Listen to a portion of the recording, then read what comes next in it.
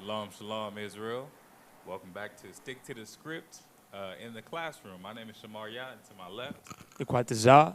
Batizah. And tonight we're going to be getting into spiritual credit, right? So, obviously, everybody knows about credit, credit card and how the financial institution works, right? So, we're going to be talking about how that system is very similar to what we experience or what we're working towards within this truth, right? It's about like, because your credit, obviously you get a credit score, you get rated on the credit, and it offers you a certain level of validity in your standings, whether you're in really bad standings or whether you're in really good standings, right? And I just, see a lot of parallels with that versus what we're doing in this truth. We're told that we got to work. We're told that we have to, pay off a debt. We're shown a number of different things that just parallel very well with what we know as credit, right? So this is called spiritual credit. Let's open up. Let's go to Philippians chapter 2. So we're just going to be, and Yashan, whenever you get a chance, if you can get that door for us for a favor. Let's go to Philippians chapter 2. Let's get verse 12.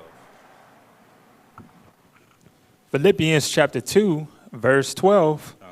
Wherefore, my beloved, as ye have always obeyed, not as in my presence only, but now much more in my absence, work out your own salvation with fear and trembling. He said, work out your own salvation with fear and trembling. It's literally work, right?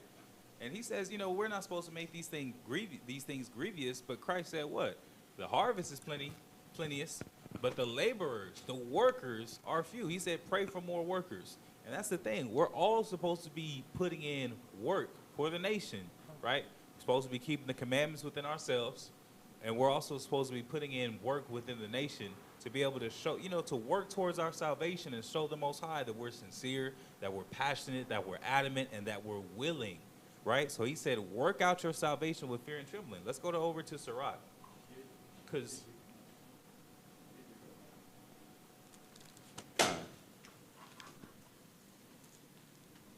my test. So one of the big things that we do a lot of times is a number of things, man.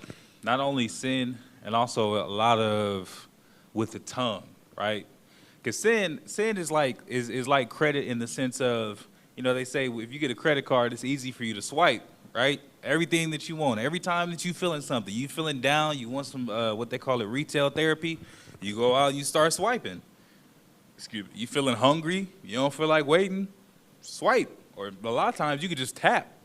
And just that easy, you done ordered you some food to the house, you done went and spent 100 here, spent 100 there, 35 here, 1865, 14, you just keep adding up. And then next thing you know, while it's convenient to keep swiping based off of however you feeling, there comes a point where you got to pay that all back, right? Go to Sirach chapter 2, and let's get verse 14.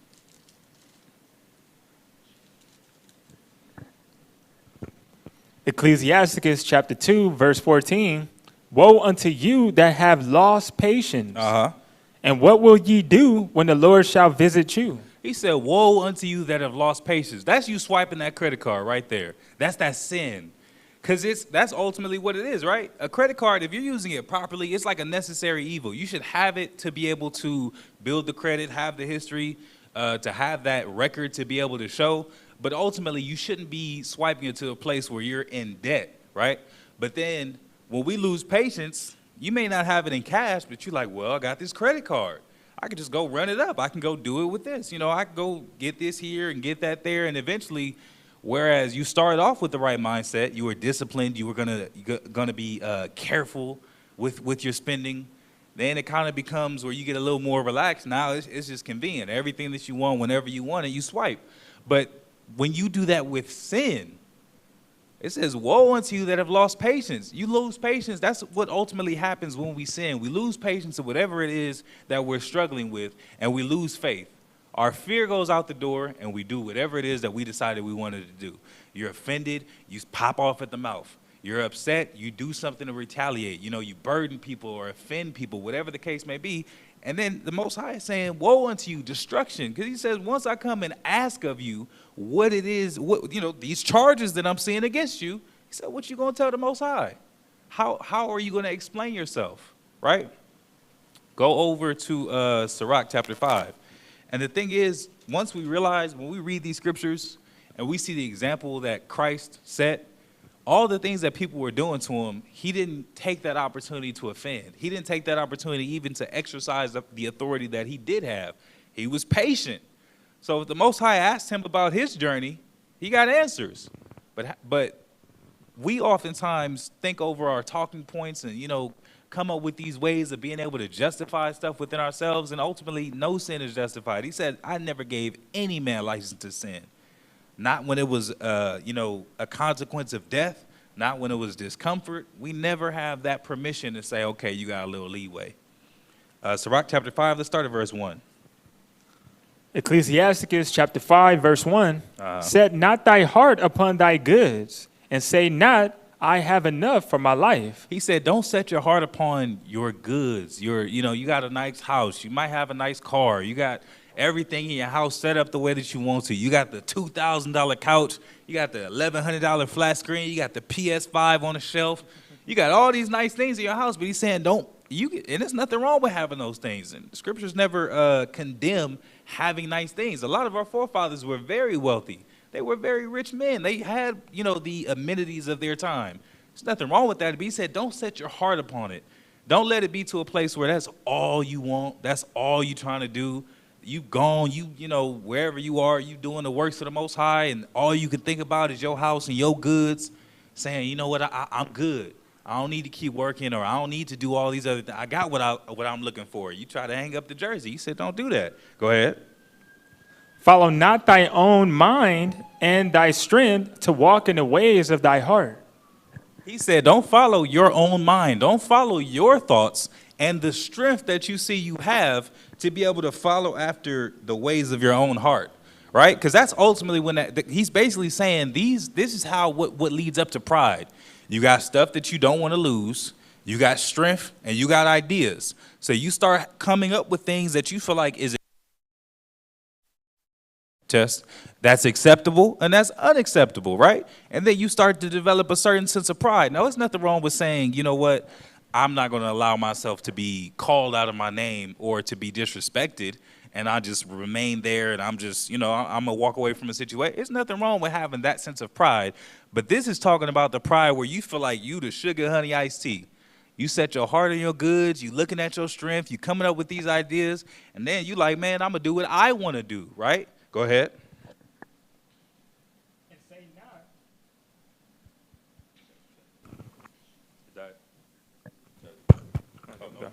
Check. Say not, who shall control me for my works? For the Lord will surely revenge thy pride. And don't say, like, who can stop me? Don't ever have the mentality of who can stop me. The Most High, and we don't really understand how powerful the Most High is. Most High done put people to death for talking sideways. Most High done put people to death for gathering sticks, for offending the wrong way. He said, man, don't sit up here and say who gonna stop me, because he can stop you. Go ahead. Say not, I have sinned, and what harm hath happened unto me? And don't say, because you hear a lot of our people say that. We see it all the time when we go out on the street. We go and tell people, you know, you're not, especially when you get to that pork. Not supposed to eat pork. You're not supposed to do. I've been eating pork for this many years. I've been all right. I've been eating pork for 45 years, and I'm, you know, I don't have no problems or whatever the case may be. I'm fine. So he said, don't say just because you've been doing it for so long that what's happened unto me, like, you know, I'm fine. Go ahead. For the Lord is long-suffering. He will in no wise let thee go. He said, man, the Most High is patient. Not only is he patient in the sense of he gives us quite more, like, abundant mercies to be able to get right, he also said when he sees somebody that ain't turning away from their sins, he give them some space too. Even when they doing wrong, he give you that space, but he won't let you go. You might be, you know, you might sin for 20 or 30 years. You feel like you done got it in good. You hear about the truth. People want to ignore it. They have no interest in turning away from their ways and keeping the commandments. Next you know, you could be, 30, 40 years down the line, you have a horrible death and a reward or a recompense in the next life. You might even, you see some people, from they birth to their death, it seems great. They got the money, they got women, they got, luxury, they're living good. You feel like that's something incredible, that's something that, they've been blessed with. The next thing you know, they die, and what's their judgment? So he said, he's patient. He ain't gonna let you go, though. Go ahead.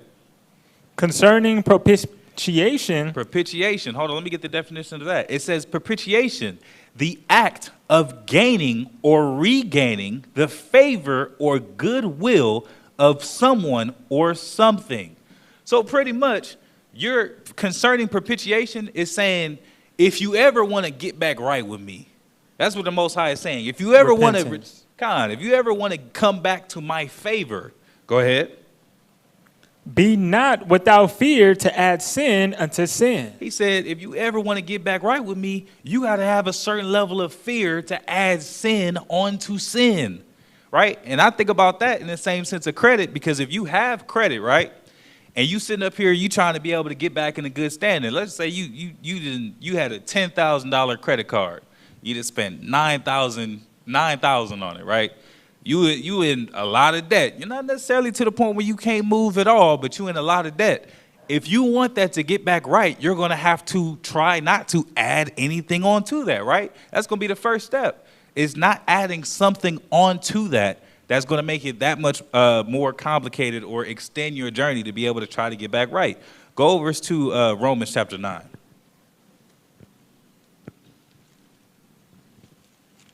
Actually, I'm sorry. Did you turn away from Sirach? Can I get verse 6?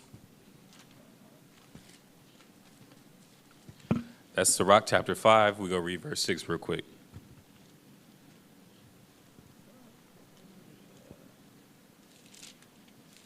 Because he already said, he pretty much walked us through the whole process, right? Don't follow your mind and your strength. Don't start saying that who can control me. Don't say that you've been doing wrong or what's going to happen. And then it says, for those that actually want to get right, you can't just keep doing the same wrong over and over again. Then read verse 6. And say not, his mercy is great. Uh-huh. He will be pacified for the multitude of my sins. Uh-huh. For mercy and wrath come from him, Uh-huh. and his indignation rested upon sinners. Give me Romans chapter 9, and let's start at verse 14. He says, so don't say because his mercy is great, because you see a lot of scriptures, especially, you see it in Psalms. You see it really all throughout the scriptures that the Most High is merciful. But that doesn't mean that you could just do whatever you want to, and it's like, oh, well, he got to have mercy. Oh, man, I keep failing, or I keep falling back, whatever the case may be. Well, he got to have mercy on me. It said mercy and wrath come from him. Hey, he can be merciful, but it comes to a certain point where there's a cutoff, and then it's judgment. And then as much as you feel like he was, as much as he was kind and he was patient with you to give you the chance to get right, once he hit you with that judgment, he's going to be slow to let that ride out too. Said, mercy and wrath. Go ahead, Romans chapter 9, verse 14. Romans chapter 9, verse 14. Uh-huh. What shall we say then? Is there unrighteousness with God? Uh-huh. God forbid. Go ahead. For he said to Moses, I will have mercy on whom I will have mercy, and I will have compassion on whom I will have compassion. So he said, I'll have mercy upon whom I'll have mercy. A lot of times, I feel like we bank on the Most High being merciful as if that's something that he's required to do. The Most High has already done more than enough. The crazy part about it is when you read the scriptures, you see that he proved himself to Israel. When they were dealing first and foremost with our forefathers, the covenant that he made, he always protected them. Yeah, they might have gone through tough times or inconveniences, but he always made sure that they were okay. He always made sure that they were taken care of. And if they ever did go through difficult times, they ended up being exalted far beyond that, right? So we see that the Most High is able to do and to provide, but he said ultimately he's going to have mercy upon whom he's going to have mercy. We can't go into this debt. You can't go into this sin constantly thinking that it's just going to be all good, or that, all of it's just going to be forgiven or wiped out, or, he has to forgive you. He said, I'm going to have mercy upon who I'm going to have mercy on. Because some people, you give them an inch, and what they going to do? Take a mile. So he said, okay, when I see that I'm giving you an inch and you take a mile, that might be a good time to cut you off. That might be a good time for you to let you feel some of this judgment, because that's going to reel you back in. Read on.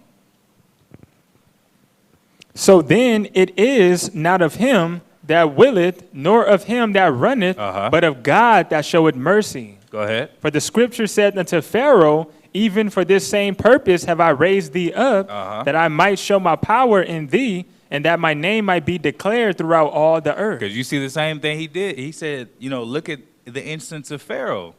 Said he was raised up so that he could show, that the Most High could show his power. Pharaoh was in that position to be able to allow the Most High, because that was ordained. The conversations they was having, the way he was moving, how he was ready to free the children of Israel, had a little break, and then he instantly went back. The Most High put that man in position for a reason, so that his power can be shown forth. Let's go back to Sirach, chapter 20.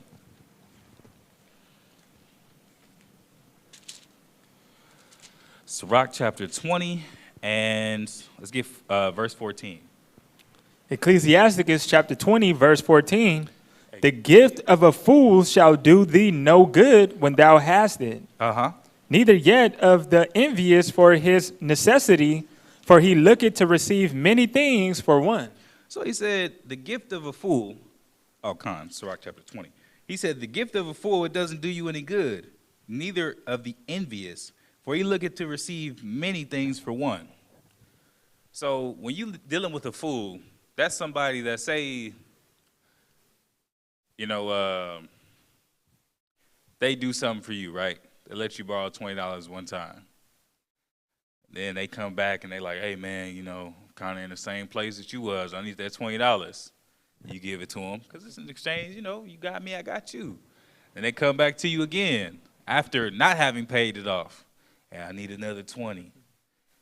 Then they need another 20 and another 20. So now they done borrowed 4 times as much as they done gave. And they're like, come on, man. I gave it to you. I did it for you. What's the problem? He said he's looking for many things just for the one that he was willing to give. Go ahead.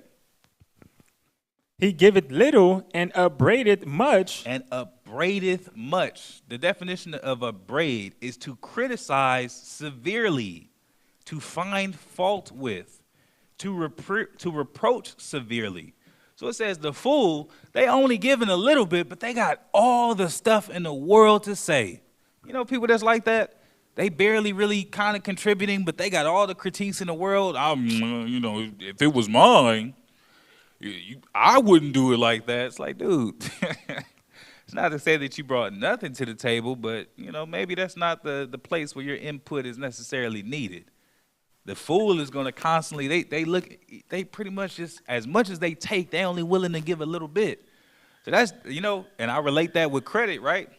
Because as much as you spend with credit, you gotta ultimately give more than what you take. That's the big thing about credit. If you got a $10,000 credit card, let's say they charge you, like 10% interest. You spend $9,000. Well, that first month, that's $900 you got to pay. So you got to pay additionally on top of what you already took. That's the only way that you're going to be able to try to make some sense of progress. But the fool, they going to keep spending and spending and spending. They're going to look for more. They're going to try to find, they looking for increases in limits, and they already at their limit. Like, man, you can't handle what you got, but you want more. Go ahead. He openeth his mouth like a crier, that today he lendeth, and tomorrow will he ask it again. Such an one is to be hated of God and man. He said, man, when you got somebody that's constantly asking for so much and they critiquing, you already, excuse me, you already ain't got a whole lot that you giving back. Then on top of the fact that you ain't got a whole lot that you giving back, you got a problem with everything that you see. It says somebody that's like that will be hated of God and man. That's the crazy part, because you know what that really is? That's pride. That's what that ultimately is. That sense of entitlement, feeling like you only got to do the bare minimum while everybody else carries the weight, while everybody else does for you, while people cater to you and all your needs are met, while you refuse to provide any assistance to meet the needs of the greater as opposed to the needs of the few. Say, man, that person is going to be hated by God and man. Go over to Exodus chapter 14. Because when he said to upbraid, you see instances where our people were upbraiding, right? Just having a whole lot to say, a whole lot of critiques, a whole lot of problems, even when they were taken care of. Exodus chapter 14. Even when they were being taken care of, even when we had it made, we had a lot of problems. Chapter 14, and start us at verse 11. Exodus chapter 14, verse 11. And they said unto Moses, because there were no graves in Egypt, hast thou taken us away to die in the wilderness? Now look at this, right? The children of Israel, we've been in Egypt. I think that captivity lasted about 80 years, right? Talking about rough. There was at one point a Pharaoh that knew Moses, and we kind of had a little bit more favor. But then when that Pharaoh that came up that didn't know Moses, he said, man, look at the children of Israel. He tried to put us in extra hard bondage so that we wouldn't have the desire to be free. We wouldn't have time, right? The same way that we do it now. You got to go to your job. You might have to work 9 hours, right? You got a 8-hour shift, maybe an hour lunch, maybe a 30-minute lunch. You got that time that you're already dealing with that. Then you got the travel time. You got time that you got to get ready. You really get down to, it's 24 hours in a day. You sleep 8 of them. You work 8 or 9, right? Let's just say you work 9 because most people have about an hour lunch. The 8 hours you slept, the 9 hours you work, that's 17 of your hours. Let's say you have a 30-minute commute back and forth to your job. That's another hour. Yeah, that's another hour. That's 18 of the hours already gone out of the day. That gives you 6 hours that you have to be able to do whatever it is that you are able to do. But that also includes getting ready for the next day. That includes doing stuff around the house. That includes dealing with and teaching your children. That includes trying to work on studying and meditating, praying. You only got a couple of hours to be able to do all the things that you got to do. And that's after you've already served your shift for the day, right? So the children of Israel were going through all of that in Egypt. Most High came, he said, you know what? He had compassion upon us, right? Came into Egypt, showed his power against all the gods of Egypt, right? Because, they worship the sun, they worship the flies, they worship the frogs, they worship all these different things. And the Most High was showing them that those gods had no power. He made it dark, right? He did the exact opposite of a lot of what those gods stand for. Then brought us out of Egypt. We didn't have it made. Children of Israel sitting up there complaining, being free, saying, oh, because Egypt didn't have enough graves, you brought us out here to kill us. Is that not upbraiding, criticizing it severely? Go ahead. Wherefore hast thou dealt thus with us to carry us forth out of Egypt? Is not this the word that we did tell thee in Egypt, saying, let us alone that we may serve the Egyptians? For it had been better for us to serve the Egyptians than that we should die in the wilderness. So look what they were saying to Moses. They was like, man, they said we was telling you back in Egypt to leave us alone. Ain't that something? Be in a place where you got the opportunity to get out of your situation, to no longer be in captivity, however that's going to look, whether it's as comfortable as you're used to, but you're actually free. They was like, Moses, we told you when we was back in Egypt, we didn't want to hear that. And now that we out of it, he said, man, it would have been better for us to serve. Go ahead. And Moses said unto the people, fear ye not, stand still, and see the salvation of the Lord, which he will show to you today. For the Egyptians whom ye have seen today, ye shall see them again no more forever. He said, man, the stuff that the things that you experienced here in Egypt, those people that was chasing after, he said, you're not going to see it no more. Go ahead. The Lord shall fight for you, and ye shall hold your peace. And the Lord said unto Moses, wherefore criest thou unto me, speaking to the children of Israel, that they go forward? So he said, the Most High is going to fight for us, right? So you see that upbraiding. Let's go back to Sirach. So now that we see what that upbraiding is talk about, let's go back to Sirach chapter 20. And let's pick it up at verse 14. Let's start back at the top. Sirach chapter 20, verse 14. The gift of a fool shall do thee no good when thou hast it.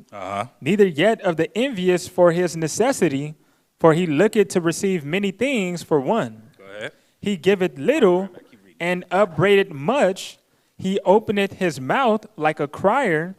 Today he lendeth, and tomorrow will he ask it again. Such an one is to be hated of God and man. So you got all the problems in the world, got all the issues in the world. Go ahead. The fool saith, I have no friends, I have no thank for all my good deeds, and they that eat my bread speak evil of me. So go ahead. How oft and of how many shall he be laughed to scorn? For he knoweth not aright what it is to have. He said, the fool is say, I have no friends, I have no thank for all my good deeds. You feel like you're doing all the stuff in the world, right? You feel like you're doing everything that you could possibly be doing. I'm working so hard, I just want to be appreciated. I just want to be recognized. I just want somebody to, I said, man, you don't even know what it is to have.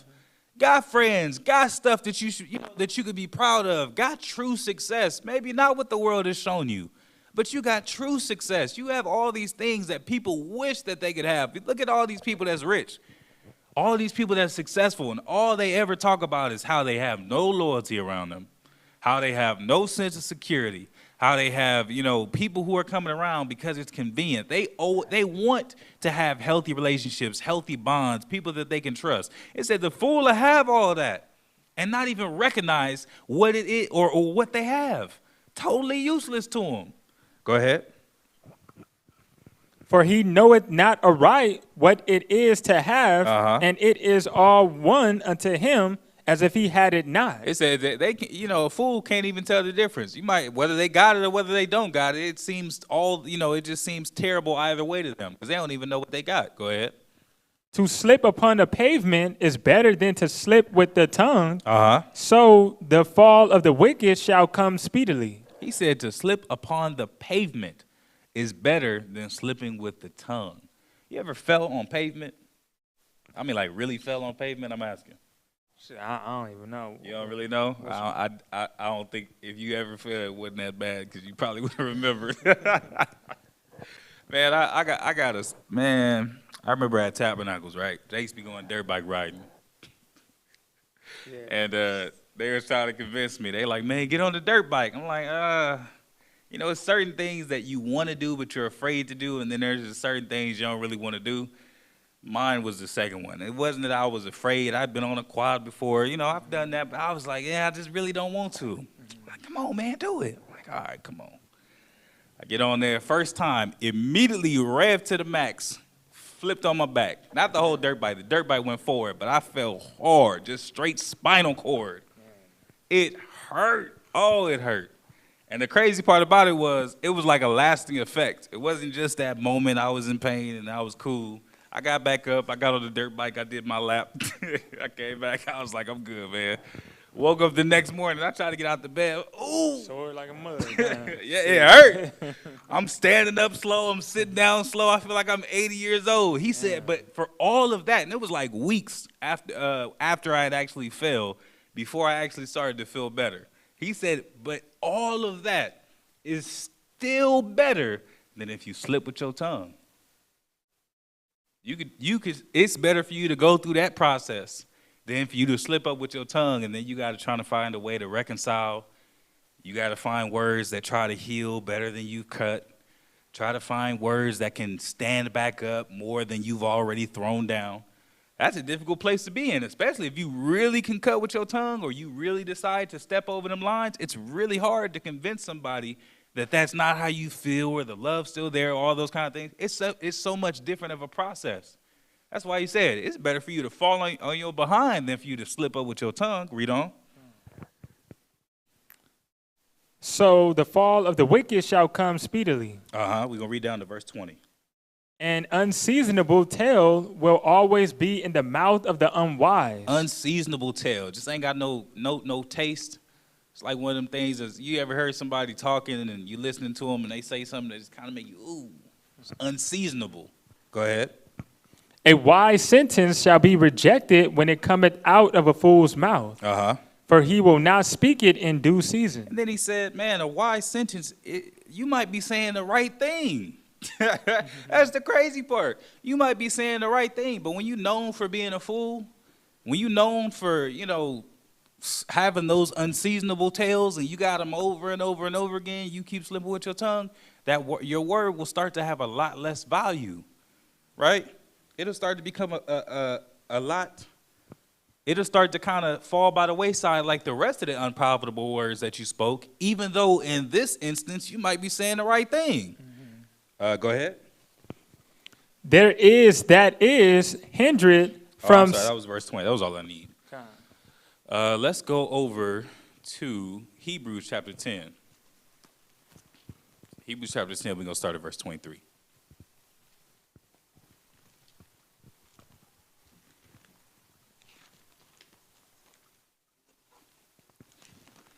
So you see, right?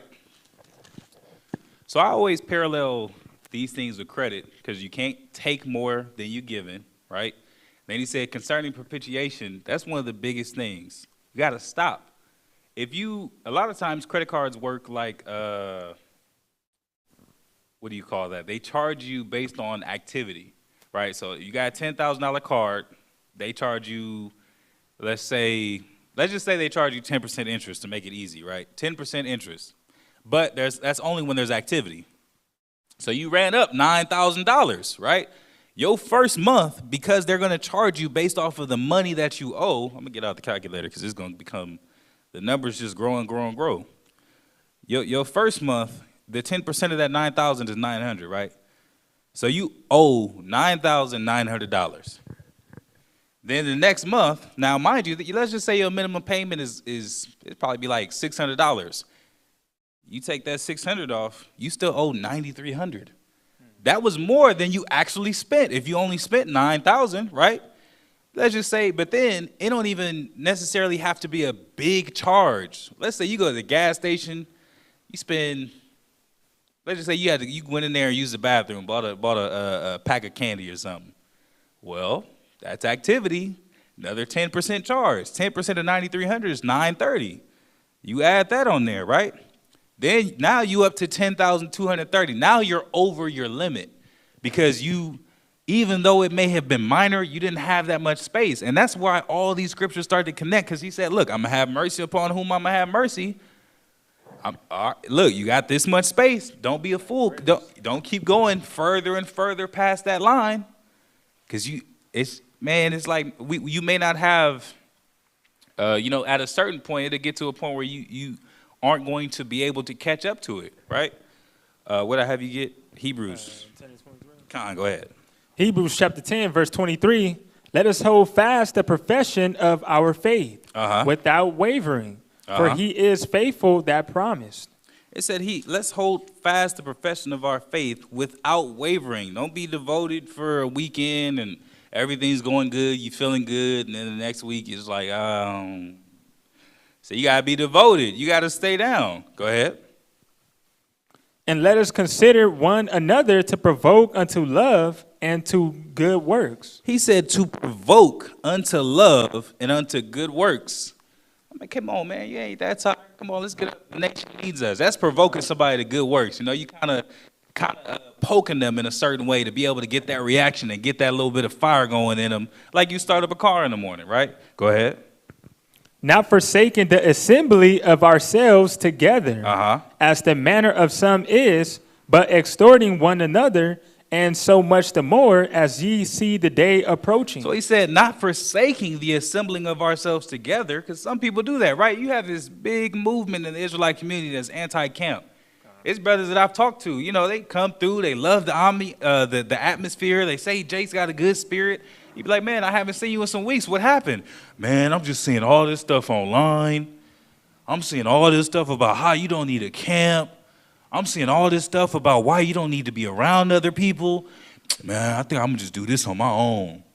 It's too much drama. It's too many issues. It's just, I don't know, it seems overwhelming. Like, man, you forsaking the assembling. Most High tells us we're supposed to come together on the Sabbaths. That's every week, every seventh day. That's every new moon. That's annual feast. There's a lot of times that we should really be seeing each other. I don't care if you're the most devoted worker. We done all been there. Had jobs working 6 days a week, 12 hours a day, and still show up. If that's what you're doing and you got the capacity to do it, it's still that one day you got to rest. And while you rest is one day that you got to come together with your people. He said, so don't forsake the assembling of ourselves. He said, but exhorting one another, which is to encourage, like he said, to provoke to good acts. He said, all the more as you see the time approaching. What time is it? Are we getting closer? If you had to judge, let me ask you, if you had to judge, would you say that more time has passed or more time is, would you say we have more time in front of us or behind us? We have more time behind you. More time behind us, right? So we can see, because we seeing these prophecies unfold. We seeing what Christ said come to pass. We seeing the wars and the rumors of wars. We're seeing all these things that are constantly unfolding. He said you have to encourage and to provoke unto good works even more as you see the time approaching. We see all these prophecies. We see all these things that are happening. We see the climate being turned up. We see the days getting faster. Like, man, it seemed like when you was younger, time is flying. You used to hear people say that all the time, and even people who used to say that say it's much worse now. The clock is moving at the same speed. That tick it's not just burning through. It looks normal. But then when you look up and it be 20 minutes gone, you look up, it be an hour and a half gone, you're like, damn, where did the time go? He said you got to exhorting each other more and more as you see the time approaching. Go ahead. For if we sin willfully after that we have received the knowledge of the truth, there remaineth no more sacrifice for sin. He said, exhort each other more and more as you see the time approaching. For if we sin willfully, he said, because if you sin willfully after you know the truth, there remains no more sacrifice for that sin. Because at a certain point, a lot of people, we try to call stuff friendly names. I always talk about that when people talk about deaths. I'm talking about murders. They always say, oh, he died. He died at 21. He died at 19 years old. That was such a tragedy. Like, he got shot. He didn't die. That implies natural causes. If an old man dies in his sleep, that's dying. But when someone is murdered, that's them being killed or murdered. A lot of times people don't like to call it that. So he's saying so a lot of times the stuff that we do, we call it mistakes. Right? Because mistakes are kind of, right? They're kind of, they're friendlier to digest. Everybody makes mistakes. Everybody makes mistake. Nobody's perfect. It starts to kind of become easier to digest the fact that you're doing wrong. But if you really be real and say, you know what? That wasn't a mistake. That was willful. I knew better. I just didn't do better. You can kind of acknowledge the problem, right? You can kind of build, and that also helps your credit because it's like, okay, there's a certain level of accountability that can be expected, right? But he said if you sin willfully after you already know better, at that point, it's not a mistake. At that point, it's not an accident. You lost that faith. You lost your patience. You lost your faith and your patience, but you lost your patience. That's why the Most High said, woe unto you that lost that patience, because what you going to tell them? Yeah, I knew better, but I was just so... But she made me.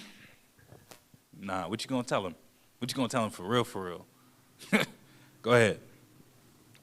But a certain fearful looking for of judgment and fiery indignation, which shall devour the adversary. So if you notice, at the end of 26, it's not a period, it's a comma. This is all one sentence. He said, if we sin willfully, after we know that, we received the knowledge of the truth, we know better. There remaineth no more sacrifice. Ain't nothing you could do except for just try to ride out whatever's going to come to you. You pray the Most High be merciful. Then he says, there's no more sacrifice for sins, but a fearful looking for judgment and fiery indignation. Because once you get to a certain point and you know you really done messed up, you already know it ain't really too much that you could do to make it right as far as if you had never done anything. But then you just know that judgment is coming. Then you know that something is on its way. you get that paranoia, you get that fear. And that was the same thing that happened with Cain. He was told he would be a vagabond and a what was the other word that was used? A vagabond, a pilgrim and a vagabond?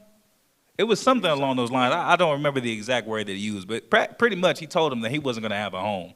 He wasn't going to be able to be safe or be comfortable anywhere that he was going. He was going to be just up, moving. That's fear. If you comfortable, you good somewhere, why would you constantly keep moving and readjusting? But if you uncomfortable and everything is a fugitive, that's what it is. You just on the run. You know, wherever you lay your hat is your home. You constantly on the move. You watching out for who's coming to get you. You a fugitive and a vagabond. He said, so at that point, once you know better, you choose not to do better. At that point, you ain't got nothing to look forward to but judgment. Go ahead. Actually, I'm sorry. Hold on. I believe that was all I wanted. Let's go to Isaiah chapter 48. So you see that, right? You see that within the scriptures, and we even see that within our lives. Once you got that fearful look, you just, that's what they call being scary, right? Everything scares you. Everything is terrifying. Ain't really got a whole lot of strength. You afraid to die because you know you ain't right. If you was really moving in righteousness, and I'm not sitting up here saying that you should just be reckless, but at a certain point, I'm sure Paul, I'm sure Christ, they knew that they were doing what the Most High commanded. We do have a stipulation in the guideline. Don't become cocky or arrogant or prideful. But if you doing the works of the Most High, and you're like, man, I'm really putting in work sincerely, that's something that you can, take pride in with as far as feel confident in, right? But if you're doing wrong, and you know that you're doing wrong, and you're afraid of that judgment, then everything is just, you paranoid. Go ahead. Isaiah chapter 48 and verse 20. Isaiah chapter 48, verse 20. Go ye forth of Babylon, flee ye from the Chaldeans, with the voice of singing, declare ye, tell this, utter it even unto the end of the earth. Say ye, the Lord hath redeemed his servant Jacob. Go ahead. And they thirsted not when he led them through the deserts. He caused the waters to flow out of the rock for them. He clave the rock also, and the waters gushed out. There is no peace, said the Lord, unto the wicked. He said there's no peace. So why was he saying that? Because he's telling that same story as to what we read about earlier. He said, they went forth, right? They thirsted not when they was walking through the desert. He caused the water to flow. They had everything that they were going to need. As much as they was complaining, they told Moses when they was in Egypt, hey, we don't want to, hold on, Moses. We don't know where that's going to lead. We don't know what that's going to look like. I don't know if I really want to be a part of that. They started seeing through the power of the Most High all the things that were happening to the Egyptians, and people started straightening up. Oh, man, we ain't really got to believe too much. You can see it for yourself. That's what's happening. Then they got led out. He said they didn't want for nothing. They were eating angel's bread. Angel's bread. And then when we thirsted, the Most High brought forth water from the rock. It was nothing that we needed. It was just all based off of preference. And it was all that critique. And that's why the scripture saying Sirach, he said the wicked, the fool, they don't know what they got. They can have everything that they possibly need and still feel like they're lacking something. Still feel like, that they were better off in some other kind of situation that's had some factor simply been different. The outcome would have been different. He said, man, there's no peace for the wicked. And no matter what they have, no matter where they at, they're not going to have peace. And they're always, upbraiding, critiquing. Probably would have been able to be at some kind of peace somewhere, but it's running that mouth. Everything is just, man, you running that mouth. And that becomes the problem. Then that's where all your, where your patience or where your mercy is being used up at. Go to Job chapter 7. You're critiquing and complaining to the point where people don't want to deal with you. Job chapter 7, let's get verse 13. Job chapter 7, verse 13. Go ahead. When I say, my bed shall comfort me, my couch shall ease my complaint. Then thou scarest me with dreams, and terrifies me through visions. So Job was saying, he said, man, when I thought that I was going to be able to chill on the couch or sleep in the bed, to be able to find some type of rest, to find some type of peace, he said, then he was scared with dreams and terrified with visions. Now we know that Job was righteous, right? Job was an upright man. But he's pretty much saying the same way that the Most High said there's no rest for the wicked. He said these are the things that they get hit with, that they get touched with. As much as you trying to find peace, as much as you trying to adjust, as much as you trying to be able to find that rest, there's no rest for the wicked. Go ahead. So that my soul chooses strangling and death rather than my life. He said it's easier to die at that point. Go over to 2 Timothy chapter 1. He said it got to a point where it's like, man, seemed like, your soul would choose strangling. It's like, man, I don't even want to deal with this. You'd rather just be dead.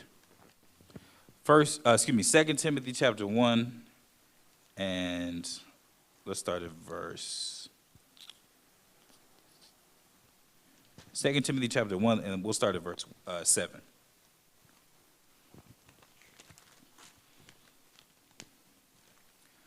So you're looking at all these things, right? And the reason why I think about this is credit. Is because the Most High says he's going to have mercy upon whom he'll have mercy. He can work with certain situations as long as you're trying to be sincere and work it off. I think about credit because it's the same kind of concept, right? First off, the Most High says that he likes singing, right? He says that he enjoys these offerings that we're able to give him. Even David said, who can worship you from the grave? Imagine if I borrowed that $20, right? I borrowed that $20, and I tell you, you know what, I'm going to give it to you as soon as I'm able to give it to you. I get paid Wednesday. I get paid on Wednesday, right? Tuesday at 12:07, midnight, I send you your money. Right after I got hit, I stayed up to be able to pay off my debt. I put in, just a little bit of labor to be able to get you what I owe you, exactly when I owe you. And then imagine if I see you and I'm still like, man, thank you so much.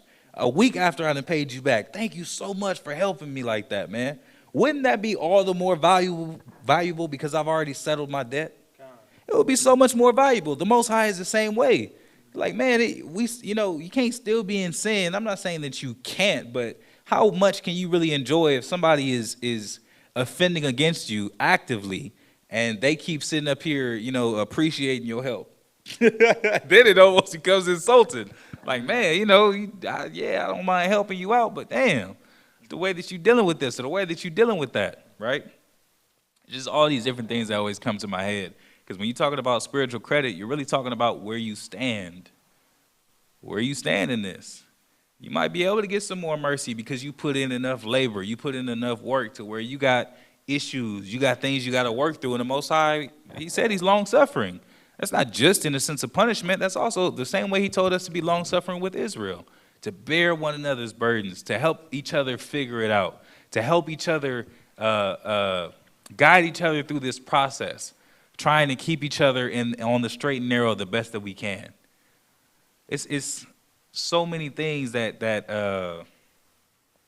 brings to mind in the same sense of trying to pay off your debt, trying not to continue to offend further, because that's one of the main things. You'll do a hell of a lot better off trying to pay off a debt as long as you don't offend further.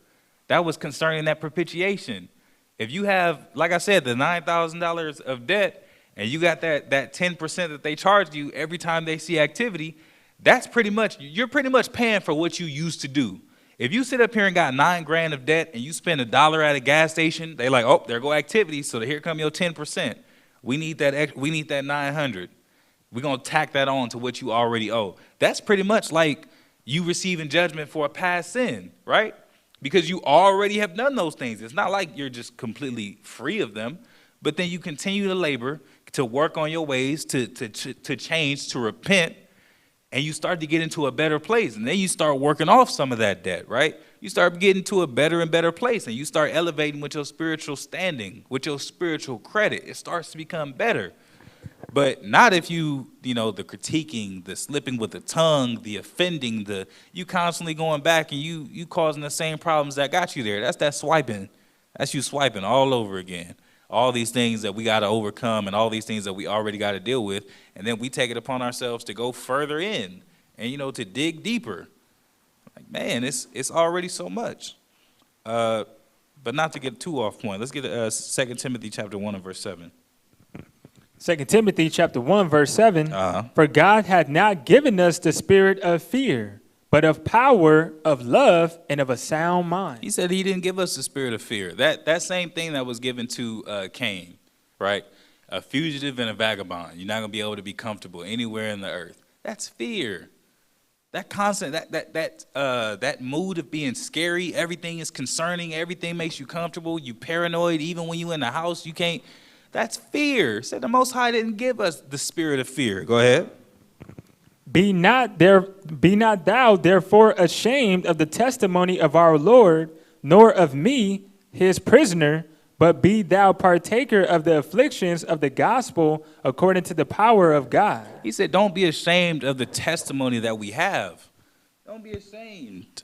Don't be ashamed of the things that we do. Just like the scriptures say, fools for Christ's sake. Don't be ashamed to be who you are. Don't be ashamed of the testimony. Everybody has a different story. Everybody has a different background. Everybody has different struggles. But whatever it is whatever your story is that you get to tell, that's only your story. Don't be ashamed of that testimony about how the Most High may have picked you up from a lowly estate. We all come from different environments and different backgrounds, right? We all have gone through different things. You got your own individual testimony. Don't be ashamed of that. Don't be ashamed that you maybe used to do things that was unlawful or that was wicked. Maybe you got quick cash. Maybe you was, whatever lifestyle you was in, and now people kind of looking at you different. Like, man, you used to do this and that. I ain't never seen you struggle with no money. You telling me you working now? A 9 to 5? I thought I'd never see you with a 9 to 5, a suit and tie. Man, we used to get it out the mud. Don't be ashamed. Man, used to always, tell your man what to do. Used to always have these niggas suckering up for you. Girl, what happened? Don't be ashamed. I said, don't be ashamed of this. There's nothing wrong with the changes that we've made. Actually, those should be celebrated over our past lives. We should be celebrating the fact that we're making changes, celebrating the fact that we're getting right with the Most High. We should be celebrating the fact that we're repenting, and we should be celebrating each other's accomplishments. Man, it's been 2 years since I've done this and that. Man, that's good. I keep it up. I'm sure the Most High is pleased with that. Scriptures say the angels rejoice over one sinner that turns back. All praises. We should be dealing with each other on that level, not being ashamed. Go over to Proverbs chapter 28. We only got a couple more.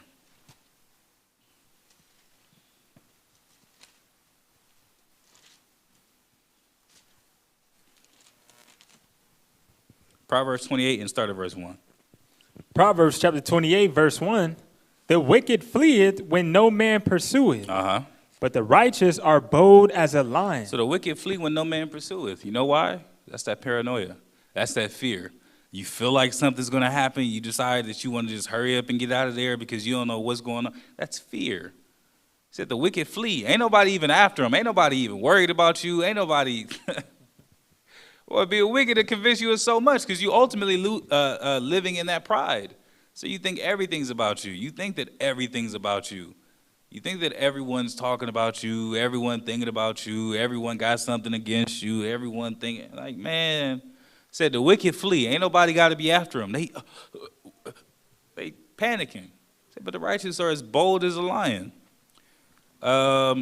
We don't have to get Genesis 4, but Genesis 4 and 12 was Cain was cursed to be a vagabond. That's the same thing that we've been talking about, right? Let's go over to 1 Samuel.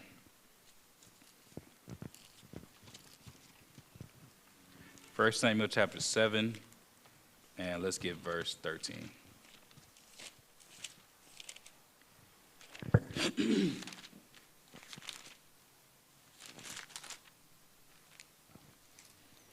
First Samuel chapter 7, verse 13. So the Philistines were subdued. Hold on, I'm sorry. Hold on. I think I might want 2 Samuel.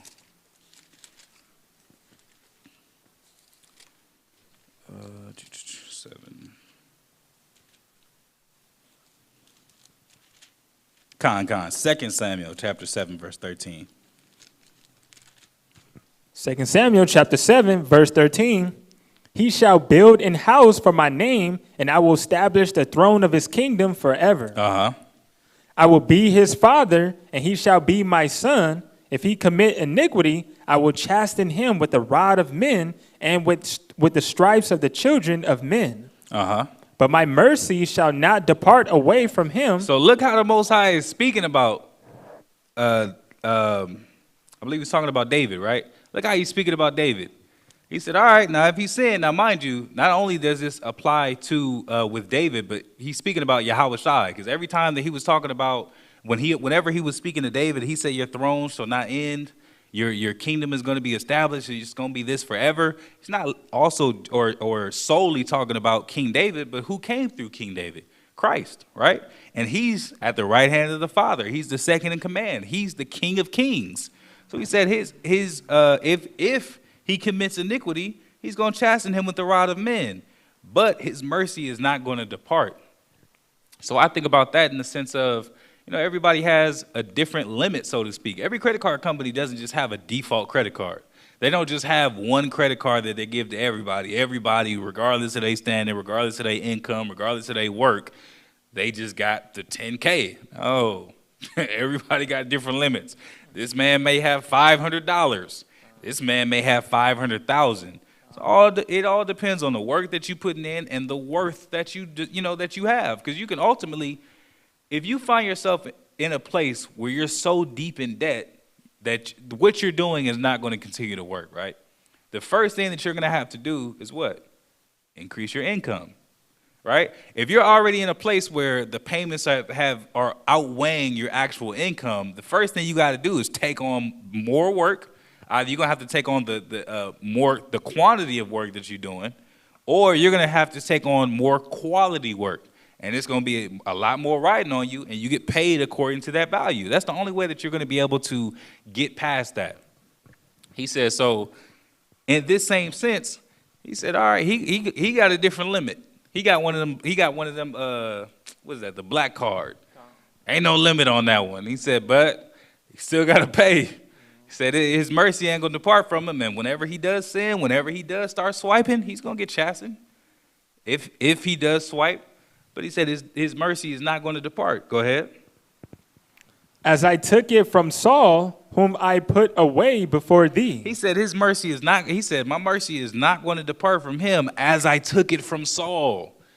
Not everybody has the same limit. Not everybody's going to be given the same chances. Not everybody has the same space. You see that quite often. You even see that with the wicked and the righteous. It seems like the wicked just get to do whatever they want to, right?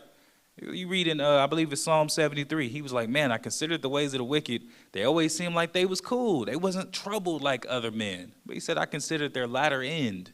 Ultimately, they don't have a promise of salvation. They ain't got the same promises coming to us or to the righteous as unto the righteous. They don't have the same promises coming to Israel and to the righteous. They don't have that. So he said, even though he may sin or he may be chastened, his mercy wasn't going to depart, right? Let's go over to 1 Corinthians 15. Because King David sinned, right? King David sinned. He was given hell, but ultimately the Most High was still with him. He continued to go out to war. He continued to defend Israel, and he lived up until his old age. He still had that favor and that ability with the Most High. 1 Corinthians 15. We're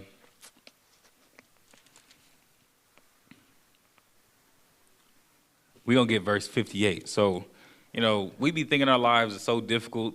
This debt is so overwhelming. That's ultimately what we're doing, right? That's how we open up. We're working off our salvation with fear and trembling. We be feeling like it's just so much. The whole time, the Most High is far more merciful. He's very merciful, right? He's given us so much. He's given us, he gave us promises to our forefathers, took care of them, promised the promises that he had with them to their seed, Abraham, Isaac, and Jacob. He said, then to their seed, we was wicked and got put into captivity in Egypt, rescued even in our sin, because it wasn't like the children of Israel was all the way right, because look how we behaved in the wilderness. You actually read in the scriptures where we got to the borders of Israel. We were about to go up and fight against our enemies, and our people didn't have any kind of faith, saying that the Most High only brought us here, again, with that upbraiding, he only brought us here to kill us. Most High said, you know what, Moses, turn around. Walk them. Walk them. Keep walking until all the men of war be dead. Had to walk for 40 years. You know, that's only like a couple of days' journey from Egypt to Israel. We walked for 40 years. Because the Most High was like, nah, they can't come in. Most High proved himself, didn't he? He went above and beyond to give us whatever it is that we needed, to save us from our enemies, to give us, feasts and memorials, time to come together, opportunities to rejoice. And even when we do sin and offend, he still gives us mercy. We're in captivity, but look at what we're able to do. Jake's be having businesses going. Jake's got family, wives. Yeah, not everything is perfect, but look at how much worse it could be. Look at the ball and chain slavery that our forefathers were going through just a couple hundred years. And even now, in our captivity, the Most High has had enough mercy to say, okay, I'm going to give you a little bit of this. I'm going to give you a little bit of that. As long as you keep doing right by me, I'm going to do right by you. As long as you're working off your debt, you can start to get to that favor. You can find that propitiation. 1 Corinthians chapter 15 and verse 58. 1 Corinthians chapter 15, verse 58. Therefore, my beloved brethren, be ye steadfast, unmovable, always abounding in the work of the Lord. Always abounding in the work. You always trying to find another way to give more, to do more. Because ultimately, you got this debt, right? And like I said, if you get to a point where the income is not enough, you're going to have to find more work or more valuable work. So that's why we're always supposed to be abounding. If you take $100, if you pay off $100 on your credit card and then you turn around and spend another 100, what did you do? You right back in the same place, right? You're right back in the same standings as you were when you tried to pay it off. But now if you making more and you contributing more, you pay, you take 100, but you pay 1,000. Well, now you're actually going to be in a place where you can start to do something about that, right? You're going to be in a place where you can kind of start to reverse your situation and find some ease from the debt that you owe, right? The same thing. He said we're supposed to be always abounding in these works because that's what we're doing, work. The things that we're doing for the nation, you can't literally do anything for the Most High. And that's crazy because I don't know, I guess we understand that to an extent, but we really be feeling like we're doing stuff for the Most High. Whole time, the Most High is a spiritual being that created us. What could we do for him, or what does he need of us? He don't need nothing from us. Even when the children of Israel sinned against him, he said, man, Moses, I'm so tired of them. I'm about to start over. He said, I'll make a new generation out of rock. Or he said, I'll start over with you, Moses. He was like, no, remember your covenant. How simple would that have been for the Most High to grab a rock and make a man out of it? You are going to be my new people. Moses, you know what? You've been good. You've had an upright character. I'm going to start over starting with you. Most High could have easily done that, but he chose to give us mercy. He's given us space. And it's just like that grace period. Everyone talks about grace. You get grace period with your bills, right? You got a $400 gas bill, and you call the company and say, hey, the payment's due on the 15th. It's the 12th. I'm not going to be able to do it. But what I can do is I can pay 60 of it now. You give me another week, I get paid. I can pay another $300. Then I only owe $40. That's not too bad. They might be able to give you that space, but that does not mean that you don't still owe. A week comes, they're looking for that money. They're looking for, so the same thing with us, right? The Most High was ready to do away with us how many thousands of years ago? Christ was here about what? I think he died 33 AD approximately. It's been almost 2,000 years since his death, let alone all the history that happened before that, the 40 years in the wilderness, the 1st and 2nd Samuel, the kings of Israel, the captivities, all the things that happened before that. And then even before that was the children of Israel making the Most High so angry that he was done. And look at how long he's been long suffering with us. Look at how long he's been giving us grace, giving us the opportunity to be able to get it right, to find these, more valuable jobs and roles, to be able to find these opportunities, to be able to dig deep within ourselves and find that hustle, that spiritual hustle that we need to be able to get better. But that does not mean that we don't still owe. It's that simple. We still owe. We still have this debt to pay off. You're never going to get better if you keep on piling onto your debt. You're never going to get to a place where you're able to return to favor or to be able to ask for more or to be able to, get up out of your situation if you're still continuing in the same things that caused that problem in the first place. You're never going to be able to get out of it if you're still offending. You're never going to be able to get out of it. Always upbraiding. And it said, and that it says is hated by God and man. So imagine if somebody owe you money and then they got something to say to you. Man, how mad would that make you?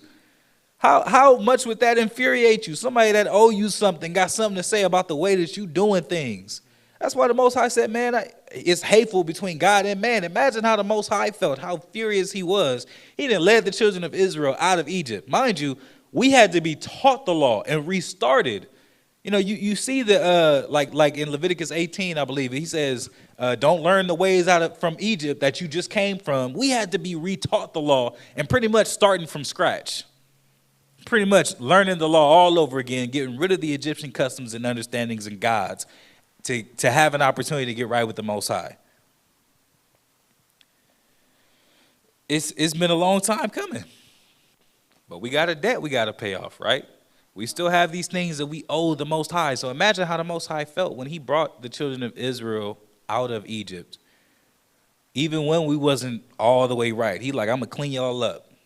Yeah, y'all got some Egyptian customs. You got some different understandings. But I'm going to clean you up. I'm going to give you another chance. I'm going to hit that restart. That's like you know what that's the equivalent of?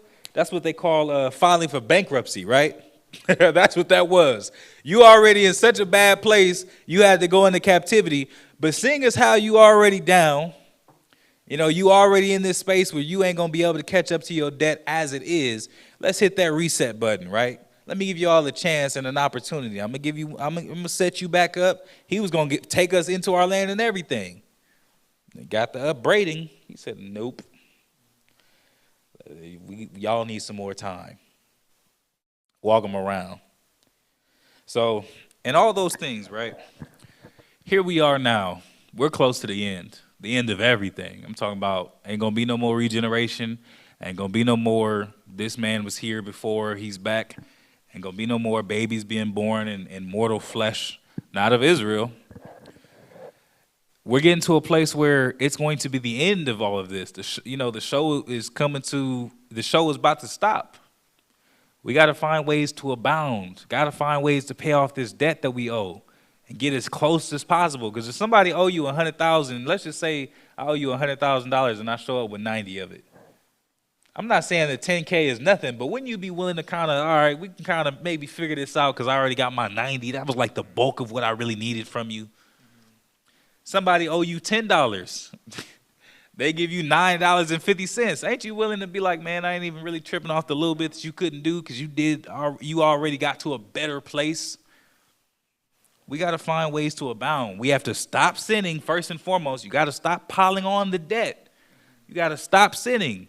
You got to watch the way that you're talking. You got to be careful with the way that you're moving, right? Got to be careful with how you critiquing and who you critiquing, because even the people that spoke against Moses was put to death. He's like, man, I ain't even dealing with y'all the way that I'm dealing with him. How you feel comfortable speaking against him, right?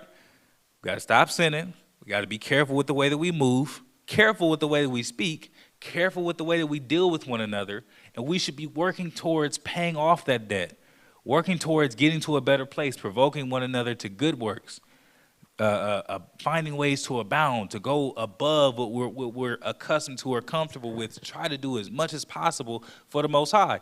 And the mentality is slow climb, better than no climb. If you really got to pay off some credit card debt, it takes a while, right? It usually ain't just you spent $3,000 and you pay $3,000. That's most of the time not most people's stories with their credit or with their debts. They usually are spending things that they don't already have. Then when you get to a place where you already at your limit, you got $4,000 limit, you at $39.98 and some cents. then you got to slowly try to work that off the best that you can. And you ain't got no more space to keep messing up. You ain't got no more space to do another swipe. All you can do is try to do your best to stay within good standings on them payments so you don't get hit with no interest. You're not stacking nothing on top of it so you don't get hit with no more fees. And slowly work out your salvation with fear and trembling, being very careful not to dip back in, not to make that same mistake, not to go back to the same things that got you in that predicament in the first place. But it's a slow climb. But the slow climb is better than no climb. Read 1 Corinthians 15:58 from the top, please. Therefore, you died.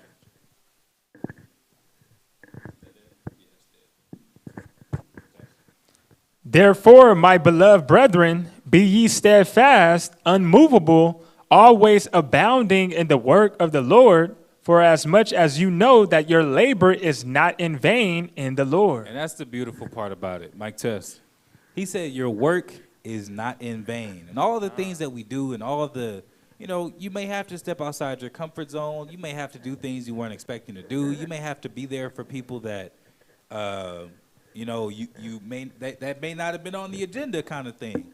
But we're abounding, right? If you continue to abound, he said, know that your work is not in vain. All that you're doing, you're building up your spiritual credit. You showing the Most High what you're really worth.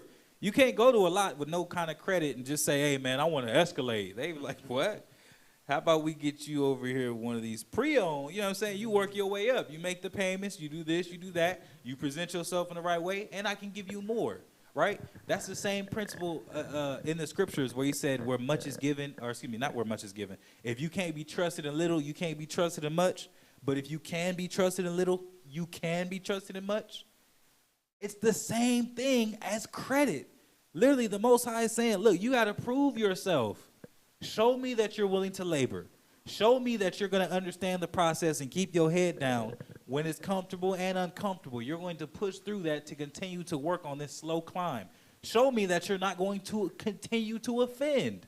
Show me that you're going to work at it. Show me that you could be trusted in this little.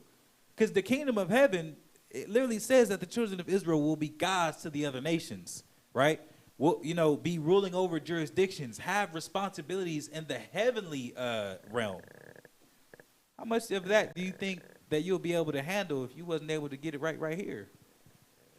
Put in no effort down here, but you're going to be born in the kingdom and you already understand being a king.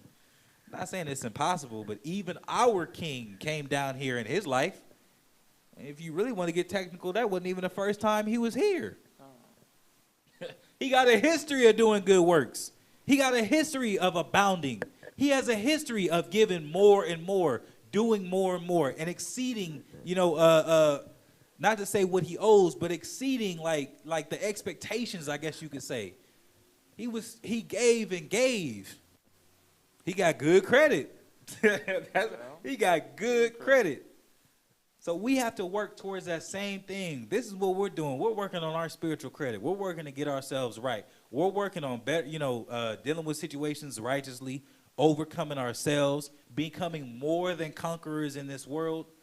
We're working on all those things. So when you go through a lot in your life, maybe you were at a point where you was upbraiding. You constantly critiquing. You ain't really got no understanding, right? You go through some life, 5 years, 10 years down the line, you start to see things a lot differently. You gain a lot of wisdom through life experiences and through, just living and having to try to create and do things on your own. It's easy to critique. Anybody can sit back and say what they see is something that, anybody can sit back and say something every time they see something that they don't approve of. But it's hard when it's on you to be able to create something, right? Especially knowing that you're going to be under ridicule. It's easier to critique somebody else because you ain't got to be vulnerable, but when you really try to create something and you put your heart into it, it's kind of like, man, there's a certain element that is like, man, it might be critiqued, but you still giving, right? But you're still finding that way to give. So we're working now to be able to build up our spiritual credit. Every product, you look at Esau, the way that he runs his system, every product got a, a testing phase, right? They stress test it.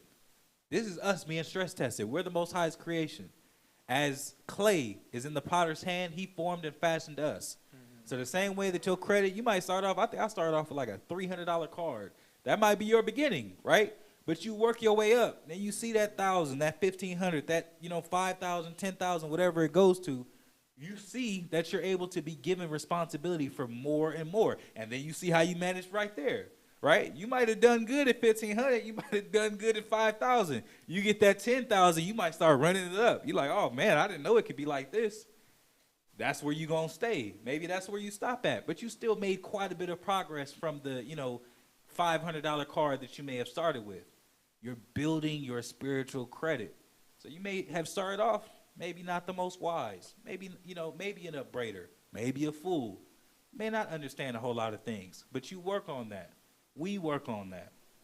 Continue to figure it out. Continue to go up that slow climb to the point where you're able to be given more. And then ultimately, the ultimate goal is to get into the kingdom, right? We were trusted in much here. We're learning to keep the commandments even when we're taught not to. Even though we come up in a world that literally hates the Most High and is actively working against him, we're fighting to be able to maintain our righteousness.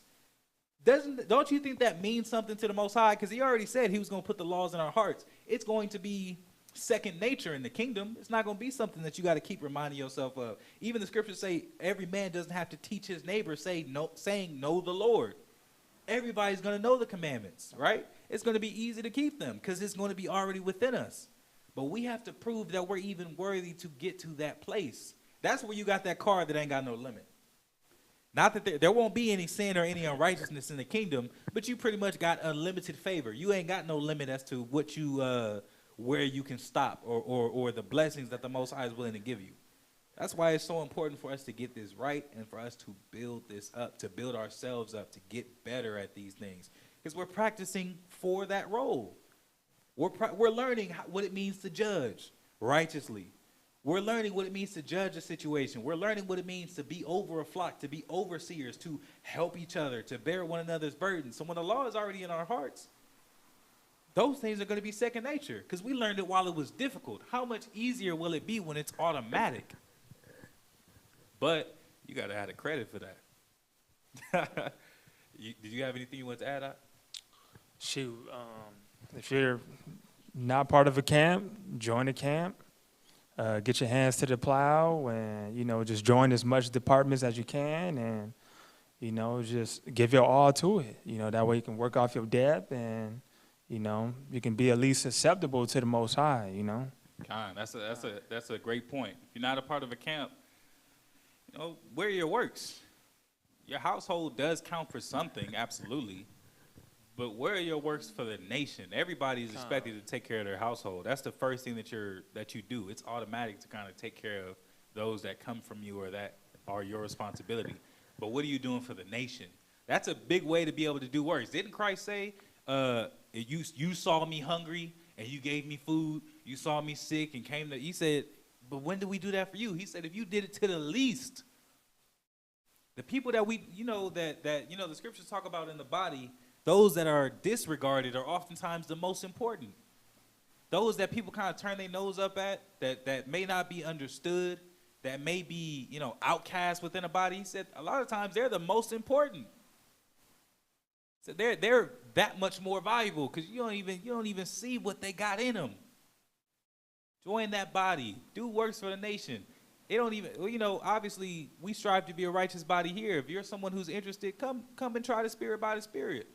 Come and see what Brothers is about. Come and see if these quotes hold up, on and off the field. Come and see. And like the brother was saying, get your work up. Obviously you do want to have a balance. You do want to have some sort of wisdom. You do want to do things that,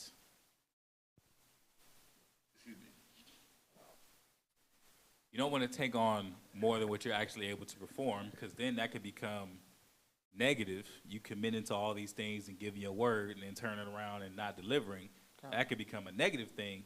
But absolutely, join a body, get within Israel, start applying these things. Start that work. Start to pay off that debt. Get as close to owing nothing as possible. Because the Most High already said that we can never give enough. So we know there is no zero.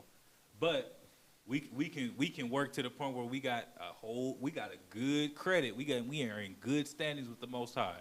So let's strive to be in that place, Israel. Let's strive to be better for the Most High.